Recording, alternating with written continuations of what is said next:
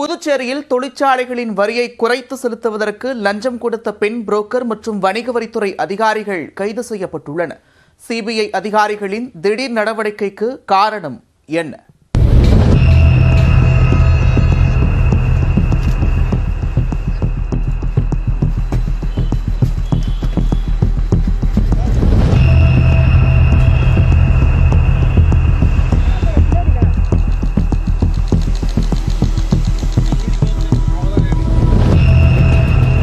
புதுச்சேரி நூறடி சாலையில் வணிக வரி அலுவலகம் உள்ளது. தொழிற்சாலைகளில் உற்பத்தி செய்யப்படக்கூடிய பொருட்களுக்கு விதிக்கப்படக்கூடிய ஜிஎஸ்டி வரி வசூல் பணி இங்கு நடைபெறுகிறது. இங்குள்ள சில அதிகாரிகள் லஞ்சம் பெற்றுக்கொண்டு தொழிற்சாலைகள் உற்பத்தியை குறைத்து பல கோடி ரூபாய் வரி ஏய்ப்பு செய்ய உதவி செய்து வருவதாக சிபிஐக்கு புகார் சென்றுள்ளது.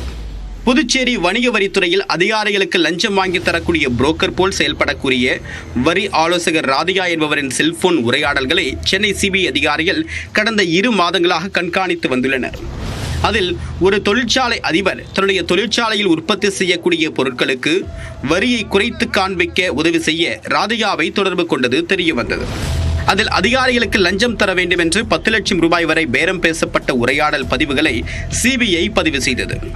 தனியார் தொழிற்சாலை உரிமையாளர் ஆன்லைன் மூலமாக 2 லட்சம் ரூபாய் பணத்தை ராதிகாவுக்கு அனுப்பியுள்ளார். ராதிகா அந்த பணத்தை வங்கியிலிருந்து எடுத்துக்கொண்டு வெள்ளிக்கிழமையன்று வணிக வரித்துறை அதிகாரிகளிடம் கொடுக்க சென்றார்.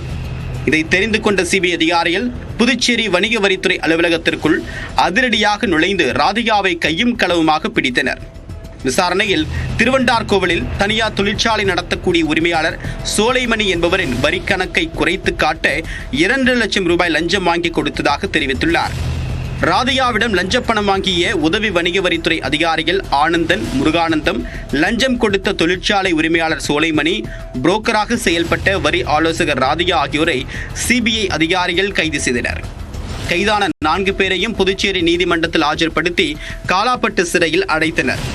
வணிக வரி வளாகத்தில் வெள்ளி மற்றும் சனிக்கிழமைகளில் சிபிஐ அதிகாரிகள் நடத்திய சோதனை புதுச்சேரி வட்டாரத்தில் பரபரப்பை ஏற்படுத்தியது. புதுச்சேரியில் வணிக வரித்துறை முதலமைச்சர் ரங்கசாமி வசம் உள்ளதும் குறிப்பிடத்தக்கது.